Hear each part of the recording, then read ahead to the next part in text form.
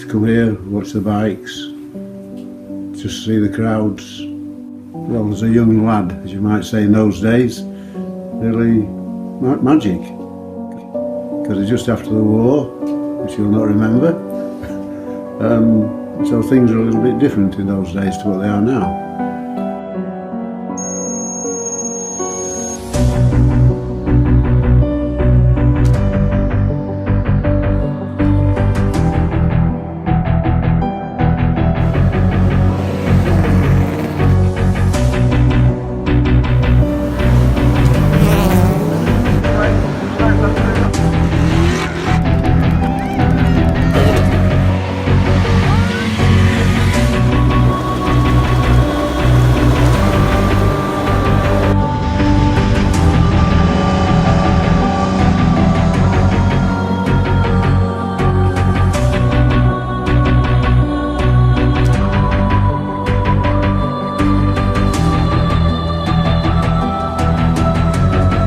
Everybody's apprenticeship through the club racing days, a lot of the time was spent at Cadwell.